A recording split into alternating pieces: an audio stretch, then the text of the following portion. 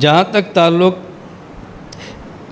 قربانی کے جانوروں میں شریک ہونے کا ہے، اہل سنت والجماعت کا مسلک یہ ہے، گائے اور بھینس یا اونٹ اور اونٹنی، اس میں ایک بندہ قربانی کرنا چاہے اپنی طرف سے وہ بھی کر سکتا ہے، اور اگر اس میں 7 بندے شریک ہونا چاہے تو وہ بھی ہو سکتے ہیں۔ ہمارے ہاں شرکاء کی تعداد 7 ہے، جبکہ غیر مقلدین کے ہاں شرکاء کی تعداد گائے میں تو 7 ہے اور اونٹ میں 10 ہے۔ کہتے ہیں اونٹ میں 10 آدمی شریک ہوں، ہمارے ہاں اونٹ میں 7 آدمی شریک ہوتے ہیں۔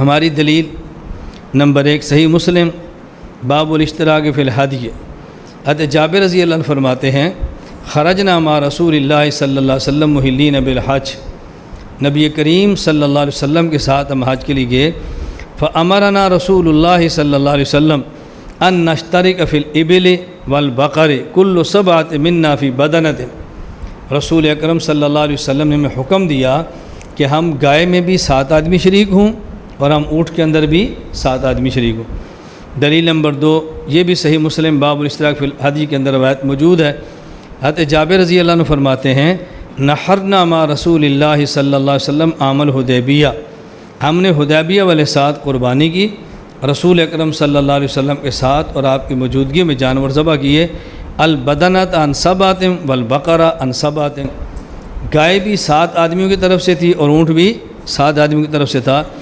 ان دونوں دلیلوں میں فرق یہ ہے، حضرت جابر رضی اللہ عنہ والی پہلی روایت یہ قولی ہے کہ اللہ کے نبی نے فرمایا، حضور پاک نے حکم دیا، ہم 7 گائے میں شریک اور 7 اونٹ میں شریک۔ دوسری حدیث فعلی ہے کہ ہم نے قربانی یوں کی کہ 7 ہی اونٹ میں شریک ہوئے اور 7 ہی گائے کے اندر، تو ایک حدیث قولی ہے اور ایک حدیث فعلی ہے، یہ ذہن نشین فرما لیں۔ غیر مقلدین کے ہاں اگر گائے ہوں تو 7 آدمی شریک ہوں، اونٹ ہو تو 10 آدمی۔ دلیل کہتے ہیں جامع ترمذی میں روایت موجود ہے، حضرت عبداللہ بن عباس رضی اللہ عنہما فرماتے ہیں کننا مع رسول اللہ صلی اللہ علیہ وسلم فی سفر، ہم رسول اکرم صلی اللہ علیہ وسلم کے ساتھ ایک سفر میں تھے، فحضر الاضحیٰ، قربانی کا دن آ گیا، قربانی کا وقت آ گیا، فاشترکنا فی البقرۃ 7، ہم گائے میں 7 آدمی شریک ہوئے، وفی البعیر 10، اور اونٹ میں 10 آدمی شریک ہوئے۔ اس سے معلوم ہوتا ہے کہ گائے میں 7 ہے اور اونٹ کے اندر 10 آدمی ہیں۔ جواب سنیں، پہلا جواب یہ ہے حضرت امام ترمذی رحمۃ اللہ علیہ دونوں روایتیں لائے ہیں۔ حضرت امام ترمذی رحمۃ اللہ علیہ پہلے حدیث ابن عباس لائے کہ جس سے ثابت ہوا کہ اونٹ کے اندر 10 آدمی شریک ہوں، اور پھر حدیث جابر لائے کہ جس سے ثابت ہوا کہ اونٹ کے اندر 7 آدمی شریک ہوں۔ تو پہلے 10 والی روایت اور پھر 7 والی روایت نقل کرنے کے بعد امام ترمذی فیصلہ کرتے ہیں والعمل علی ھذا عند اہل العلم من اصحاب النبی صلی اللہ علیہ وسلم، کہ نبی کریم صلی اللہ علیہ وسلم کے صحابہ کرام کا جو عمل تھا وہ 10 حصوں والی نہیں تھا بلکہ 7 والی پر تھا۔ اس سے کیا ثابت ہوا؟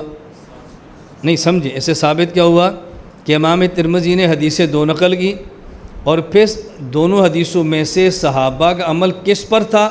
وہ 10 والی پر نہیں تھا بلکہ 7 والی پر تھا۔ اور ضابطہ کیا ہے؟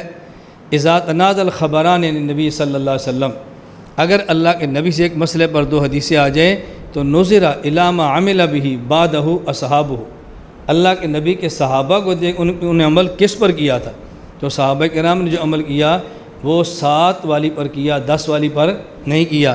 صحابہ کرام نے 10 حصے والی حدیث کو چھوڑا، وہ حدیث متروک ہو گئی، اور 7 والی پر عمل کیا تو یہ حدیث معمول ہو گئی۔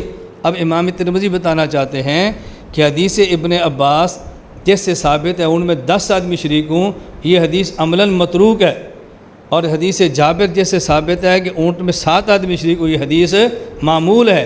تو جب 2 حدیثیں آ جائیں، ایک صحابہ کا متروک ہو جائے، ایک صحابہ کا معمول ہو جائے، عمل اس پہ کرتے ہیں جو حدیث معمول ہونا کہ حدیث متروک ہو۔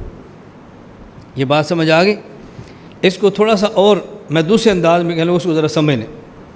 سنت کسے کہتے ہیں؟ سنت کہتے ہیں الطریقۃ المرضیۃ المسلوکۃ فی الدین، ایسا طریقہ جو پسندیدہ بھی ہو اور پھر وہ طریقہ آگے چلا بھی ہو۔ اب اس عمل پیغمبر کو لے کر چلنے والے صحابہ کرام ہوتے ہیں۔ تو رسول اکرم صلی اللہ علیہ وسلم کی وہ حدیث جس کو لے کر صحابہ چل پڑیں اس کو سنت کہتے ہیں، اور جو اس کو لے کر صحابہ نہ چلیں نہ پھیلائیں وہ حدیث کی حد تک رہتی ہے، سنت نہیں بنتی۔ تو سنت بننے کے لیے ضروری ہے اس عمل کو صحابہ کرام آگے لے کر چلیں۔ تو صحابہ کرام نے 10 والی حدیث کو چھوڑ دیا اور 7 والی کو لیا، تو معلوم اب آپ کا سنت جو محبوب طریقہ ہے وہ 10 والا نہیں ہے بلکہ 7 والا ہے۔ جواب نمبر 2 سمجھیں، اگر ایک مسئلے پر 2 حدیثیں ہوں اور ایک محدث اس مسئلے پر دونوں حدیثیں نقل کرے، تو عام طور پر محدثین کا مزاج اور مبارک عادت یہ ہے کہ ان کے ہاں جو حدیث منسوخ ہوتی ہے اس کو پہلے ذکر فرماتے ہیں، اور جو حدیث ان کا ناسخ ہوتی ہے اس کو بعد میں ذکر فرماتے ہیں۔ حضرت امام نووی رحمۃ اللہ علیہ نے باب الوضوء مما مست النار کے تحت یہ ضابطہ بیان فرمایا ہے۔ وہ ایک حدیث بیان فرمائی کہ رسول اکرم صلی اللہ علیہ وسلم ارشاد فرمائے الوضوء مما مست النار، اگر آگ پر پکی چیز کو بندہ استعمال کرے، مثلا چائے پی لی، کہتا ہے وضو ٹوٹ جائے گا، روٹی کھائی وضو کے بعد وضو ٹوٹ جائے گا، اگر وضو کیا اور پھر کھانا استعمال کیا سالن وضو ٹوٹ جائے گا۔ پھر حدیث لائے حضرت امام مسلم رحمۃ اللہ علیہ کہ رسول اکرم صلی اللہ علیہ وسلم نے وضو فرمایا، نماز کے لیے تشریف لے جانے لگے، آپ کی خدمت میں گوشت اور روٹی ہدیے میں پیش گئی، آپ نے اس کو استعمال فرمایا، وما مسامان، اور آپ نے وضو نہیں فرمایا۔ اب ایک حدیث سے ثابت کہ آگ پر پکی چیز کے استعمال سے وضو ٹوٹ جاتا ہے، اور پھر حدیث لائے جس سے ثابت کہ آگ پر پکی چیز کے استعمال سے وضو نہیں ٹوٹتا۔ ہم پہلی والی عمل کریں یا بعد والی پر؟ امام نووی رحمہ اللہ فرماتے ہیں ھذہ عادت مسلم وغیرہ من ائمۃ الحدیث یذکرون الاحادیث التی یرون منسوخۃ ثم یعقبون بالناسخ۔ امام مسلم اور دیگر محدثین کی مبارک عادت یہ ہے ان کے جو حدیث منسوخ ہو پہلے لاتے ہیں اور جو ان کا ناسخ ہو وہ بعد میں لاتے ہیں۔ امام ترمذی اونٹ میں 10 آدمی شریک ہوں یہ حدیث پہلے لائے ہیں، اور اونٹ میں 7 آدمی شریک ہو یہ حدیث بعد میں لائے ہیں، تو معلوم ہوا کہ اونٹ میں 7 آدمی شریک ہوں یہ حدیث منسوخ ہے، اور اونٹ میں 7 آدمی شریک ہو یہ حدیث ناسخ ہے۔ تو ہم یہ نہیں کہتے کہ آپ کا مسئلہ حدیث سے ثابت نہیں ہے، ہم کہتے ہیں حدیث سے ثابت ہے لیکن وہ حدیث منسوخ ہے۔ اب کوئی بندہ کہ جی میں کلمہ پڑھتا ہوں لا الہ الا اللہ موسیٰ کلیم اللہ، آپ اس کو مسلمان کہیں گے؟ نہیں، کافر ہے۔ بھئی میں نبی کا کلمہ پڑھ رہا ہوں، آسمانی کلمہ ہے، میں نے خود بنایا نہیں ہے، کلمہ غلط ہے، آپ کہو گے ٹھیک ہے، آسمانی کلمہ نہیں ہے، آسمانی ہے، نبی کا نہیں ہے، نبی کا، پھر مجھے کیوں نہیں پڑھنے دیتے؟ ہم کہتے ہیں یہ اس نبی کا کلمہ ہے جس کی شریعت اب منسوخ ہو گئی، اب لا الہ الا اللہ محمد رسول اللہ چلے گا، لا الہ الا اللہ موسیٰ کلیم اللہ نہیں چلے گا۔ جواب نمبر 3 سمجھیں، حضرت جابر رضی اللہ تعالیٰ عنہ کی جو حدیث ہے وہ قولی ہے، امرنا رسول اللہ صلی اللہ علیہ وسلم ان نشترک فی البقرہ، اللہ کے نبی نے حکم دیا، یہ قولی ہے، اور ابن عباس والی حدیث یہ فعلی ہے، ہم حضور پاک کے ساتھ تھے اور ہم نے گائے میں 7 آدمی شریک ہوئے، اونٹ میں 10 ہوئے، یہ فعلی ہے، اور حدیث جابر وہ قولی ہے۔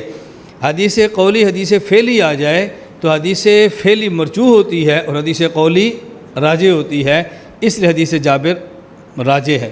اور اگلی بات مزے کی یہ ہے کہ حدیث جابر قولی بھی ہے، حدیث جابر فعلی بھی ہے، صرف قولی ہوتی ہے تب یہ اس کو ترجیح تھی، لیکن صرف قولی نہیں ہے بلکہ فعلی بھی ہے۔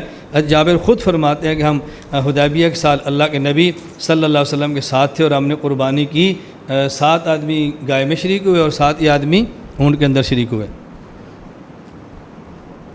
ایک دلیل اور ذہن میں رکھ لیں، یہ دلیل لکھی ہے، آگے جو حدیث آ رہی ہے اگلے مسئلے پر دلائل ہے، اس کو بھی اسی مسئلے کی دلیل میں نوٹ کر لیں۔ وہ دلیل کیا ہے؟ سنن ابن ماجہ میں روایت موجود ہے، حضرت عبداللہ بن عباس رضی اللہ عنہ فرماتے ہیں کہ رسول اکرم صلی اللہ علیہ وسلم کے پاس ایک شخص آیا، اس نے کہا ان علیہ بدنۃ، اللہ کے نبی میرے ذمے بڑا جانور ہے۔ اب بدنہ اونٹ کو بھی کہتے ہیں اور بدنہ گائے کو بھی کہتے ہیں، بدنہ گائے کو بھی کہتے ہیں، بدنہ اونٹ کو بھی کہتے ہیں۔ اگر ایک مقام پہ بقرہ اور بدنہ آمنے سامنے آ جائیں تو پھر بدنہ کا معنی اونٹ متعین ہوتا ہے، اور جب وہاں بقرہ آمنے سامنے لکھا نہ آئے، صرف بدنہ لکھا ہو، اس میں اونٹ اور گائے دونوں شمار ہوتے ہیں۔ کہا اللہ کے نبی میرے ذمہ بڑا جانور ہے. بڑے جانور سے مراد گائے بھی اور اونٹ بھی. وَأَنَا مُسِرٌ بِهَا میں طاقت بھی رکھتا ہوں. وَلَا أَجِدُهَا فَأَشْتَرِيهَا مسئلہ ہے کہ مجھے مل نہیں رہا بڑا جانور, میرے ذمہ بڑا جانور ہے, میرے پاس پیسے بھی ہیں لیکن مل نہیں رہا, میں کیا کروں؟ فَأَمَرَهُ النَّبِيُّ صلی اللہ علیہ وسلم حضور پاک نے فرمایا اَن يُبْتَاعَ 7 شِيَاطٍ 7 بکریاں خریدو, فَيَذْبَحُهُنَّ ان کو ذبح کر دو. اب دیکھو اللہ کے نبی نے بڑے جانور کے مقابلے میں 7 بکریاں خریدنے کا فرمایا, اور بڑے جانور میں جس طرح گائے ہے اسی طرح اونٹ ہے. تو جب اونٹ اگر نہ ملے اور کسی بندے کے ذمہ اونٹ ہو تو اونٹ کے بدلے میں 10 بکریاں یا 7 بکریاں؟ اونٹ کے بدلے میں 7 بکریاں لینے اس بات کی دلیل ہے کہ اونٹ میں 7 شریک ہوتے ہیں, 10 شریک